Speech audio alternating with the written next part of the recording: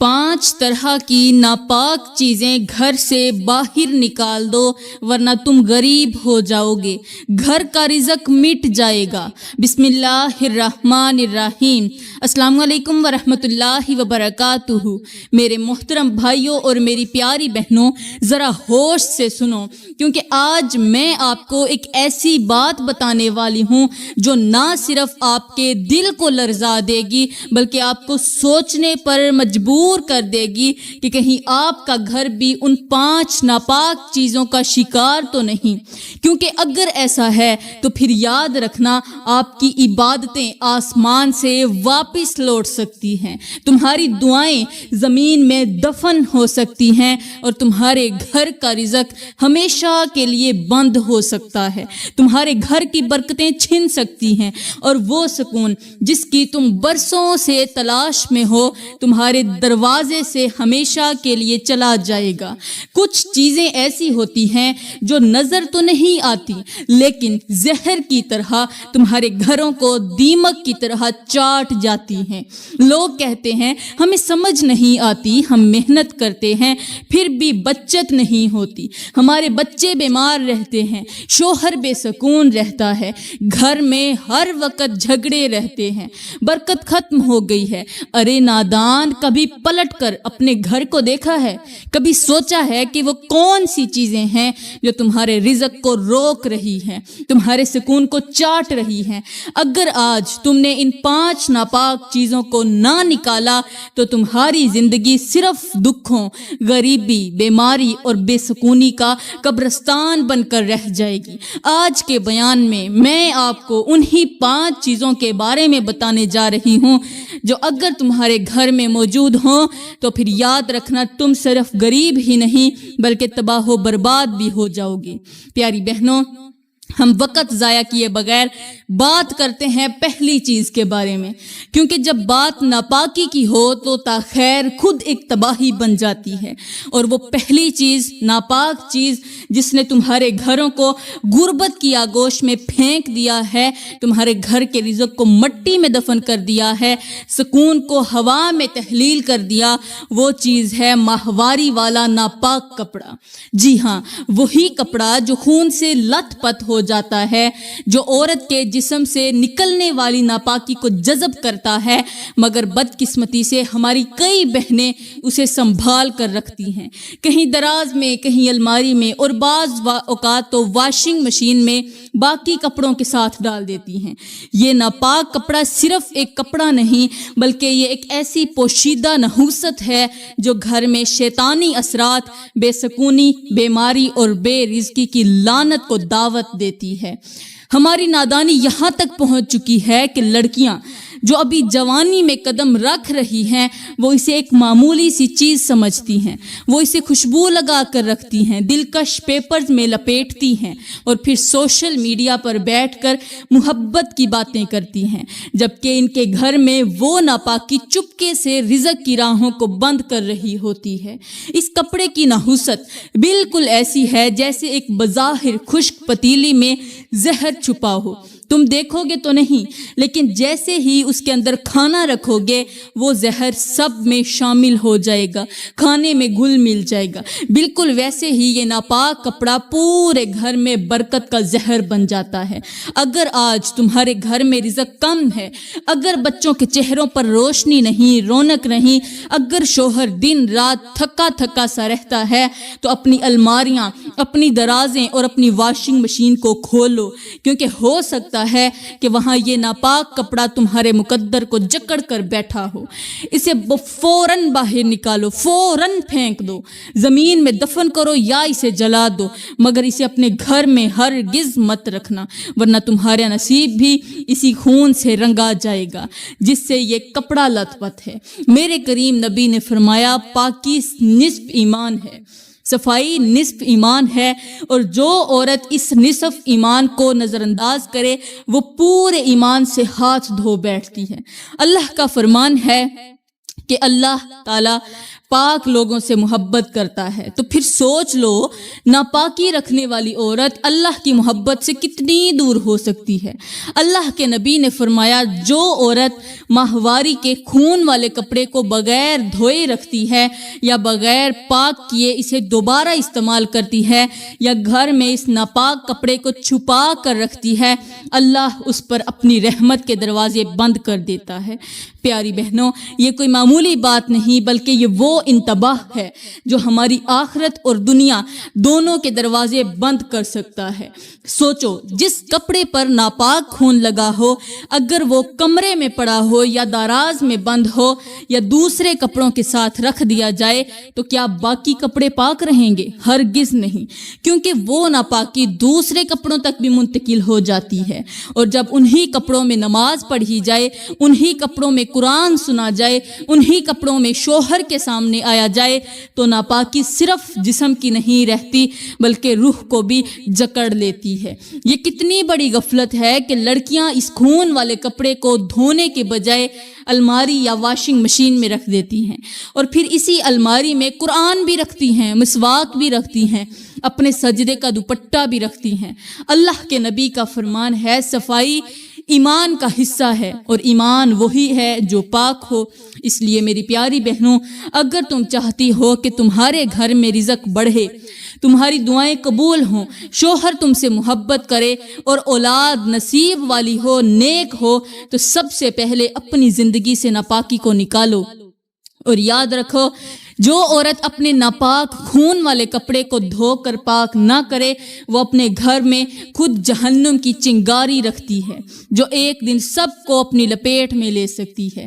اس لیے ہوش کرو، عبرت پکڑو اور صفائی کو ایمان کا دروازہ بنا لو۔ میری پیاری بہنوں اور محترم بھائیوں، کہتے ہیں ایک عورت تھی جو اپنے ظاہر کو بہت سنوارتی، باہر نکلتے وقت مہنگے لباس، خوشبو اور جیولری پہنتی، لیکن اندر سے وہ مکمل ناپاک تھی۔ اس کا کمرہ، اس کا بستر، حتیٰ کہ اس کی الماریاں بھی ناپاکی سے بھری ہوتی۔ وہ ایام میں استعمال شدہ کپڑوں کو دھونے کی بجائے پلاسٹک کے تھیلے میں بند کر کے 4 دن تک رکھ چھوڑتی۔ کہتی تھی کیا ہوتا ہے، ضروری تھوڑی ہے۔ اس کی ماں بار بار اسے سمجھاتی لیکن وہ ہنستی اور پھر کہتی میں پڑھی لکھی ہوں، مجھے سب پتا ہے۔ اب وقت گزرتا گیا لیکن ایک دن کچھ ایسا ہوا کہ پورے محلے میں ہلچل مچ گئی۔ اس عورت کے کمرے سے ایک عجیب سی بدبو اٹھنے لگی، اور جب لوگ دروازہ توڑ کر اندر داخل ہوئے تو اندر کا جو منظر تھا وہ قیامت سے کم نہ تھا۔ عورت اپنی ہی الماری کے سامنے بے ہوش پڑی تھی، اور اس کے ارد گرد خون سے بھرا ہوا ایک کپڑا تھا۔ اس پر کیڑے رینگ رہے تھے اور دیواروں پر کالے دھبے ایسے تھے جیسے کسی نے آگ سے جلایا ہو۔ وہ عورت ہوش میں آئی تو چیخنے لگی، کہنے لگی میری مدد کرو، وہ میرے بال کھینچ رہے ہیں، وہ مجھے قبر میں لے جا رہے ہیں۔ سب لوگ گھبرا گئے، کسی کو سمجھ نہ آئی کہ یہ کیا ہو رہا ہے۔ جب اسے ایک عالم کے پاس لے جایا گیا تو اس نے کہا یہ سزا ہے اس ناپاکی کی جسے اس عورت نے معمولی سمجھا۔ عالم نے کہا جس گھر میں ناپاکی رکھی جائے اس گھر سے فرشتے چلے جاتے ہیں، اور جن گھروں سے فرشتے چلے جائیں وہاں رحمت کا کیا کام، وہاں رزق کی برکت کیسے آئے۔ میری پیاری بہنوں، یہ کوئی افسانہ نہیں بلکہ ایک کھلی نشانی ہے ان کے لیے جو سمجھنا چاہیں۔ میری بہنوں، اپنے بدن کو زیادہ تر صاف رکھو۔ اپنے بدن کو تو تم صاف رکھتی ہو، لیکن کیا تمہاری روح بھی اتنی ہی صاف ہے؟ ہمارے کریم نبی نے فرمایا جو عورت حیض کے خون کو بغیر دھوئے رکھتی ہے اس پر اللہ کی لعنت ہوتی ہے، اور اللہ کا فرمان ہے اللہ طیب ہے یعنی پاک ہے، اور طیب یعنی پاک چیزوں کو پسند کرتا ہے۔ یاد رکھو جس گھر میں ناپاکی کا بوجھ ہو وہاں برکت نہیں آتی، وہاں دعائیں رد ہو جاتی ہیں اور رزق کی راہیں بند ہو جاتی ہیں۔ اس سے پہلے کہ دیر ہو جائے آج ہی پاکی کو اپنی زندگی کا اصول بنا لو، ورنہ یہ دنیا تمہیں تباہ کر دے گی، نہ تم دنیا میں بچ سکو گی اور نہ ہی آخرت میں۔ تو پیاری بہنوں، اب ہم بات کرتے ہیں دوسری ناپاک چیز کے بارے میں جو آج بے شمار گھروں کو بے برکتی، بے سکونی اور غربت میں دھکیل رہی ہے، اور وہ ہے ٹوٹا ہوا، دھندلا اور ناپاک آئینہ۔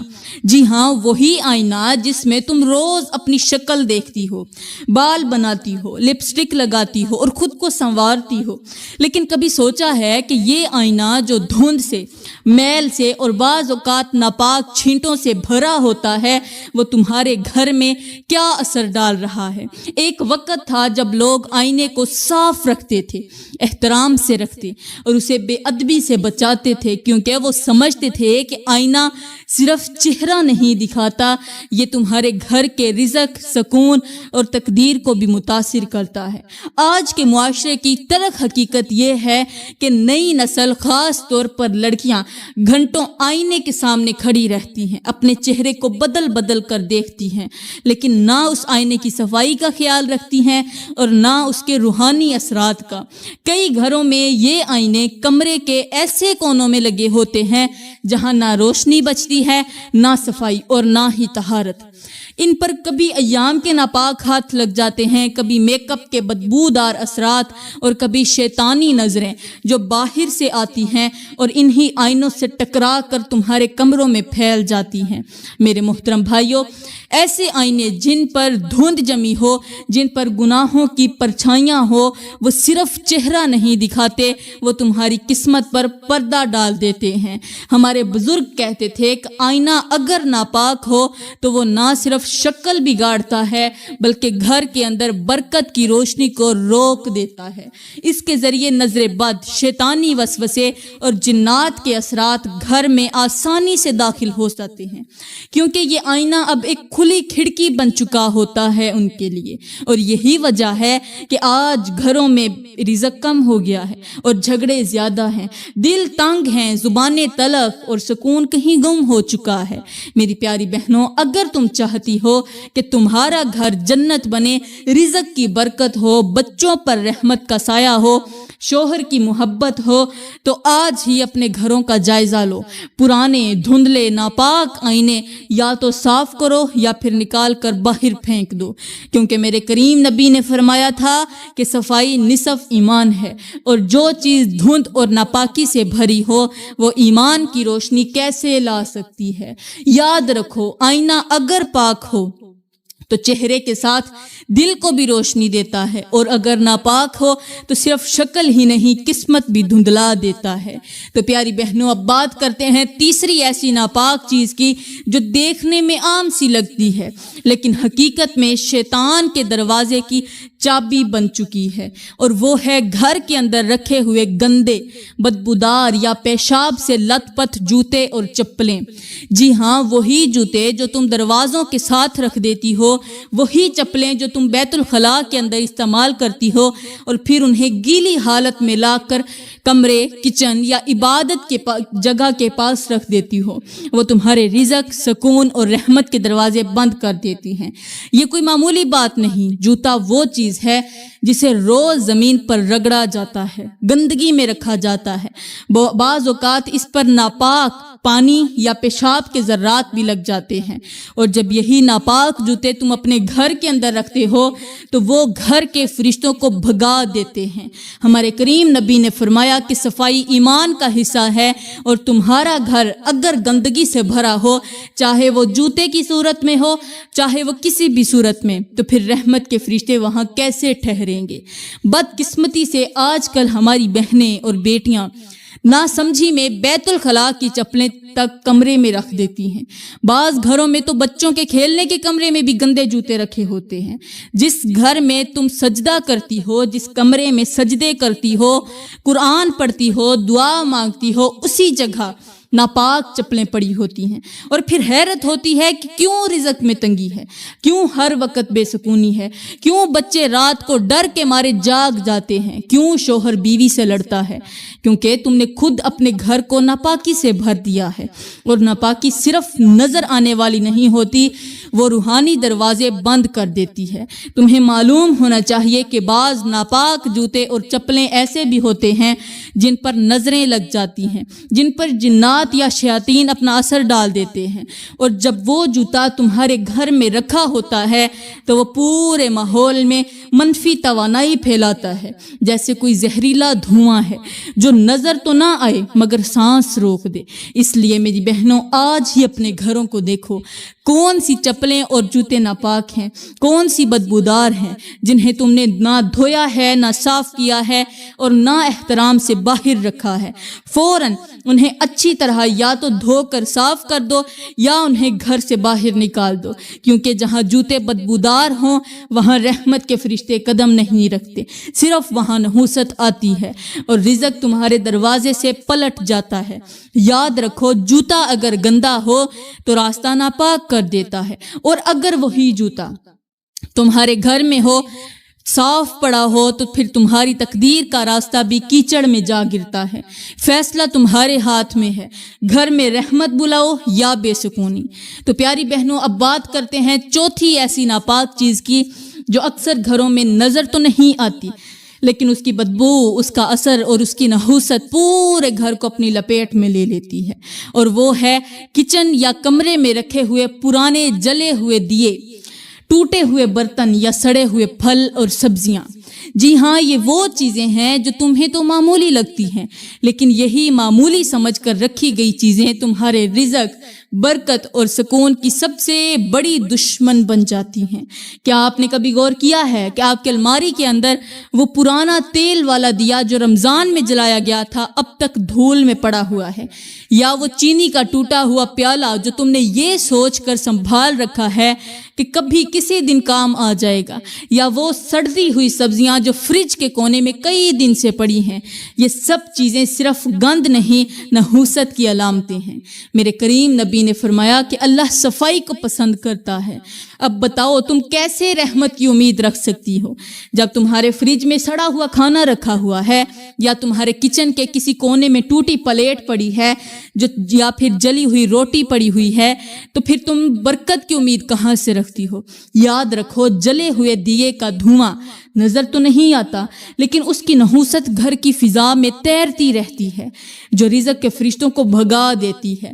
آج کل کی عورتیں اور لڑکیاں، خاص طور پر نئی نسل، خوبصورتی پر تو توجہ دیتی ہیں لیکن صفائی اور روحانی پاکیزگی کو نظر انداز کر دیتی ہیں۔ وہ کمرہ تو سجاتی ہیں، پردے بھی لگاتی ہیں، لیکن اندر سڑا ہوا کھانا یا ٹوٹی چیزیں رکھ چھوڑتی ہیں۔ پھر شکوہ کرتی ہیں کہ برکت کیوں نہیں، سکون کیوں نہیں، شوہر بات بات پر غصہ کیوں کرتا ہے، بچے نافرمان کیوں ہیں۔ میری بہنوں، اس لیے کہ تمہارے گھروں میں وہ چیزیں ہیں جن سے اللہ کی رحمت ناراض ہو جاتی ہے۔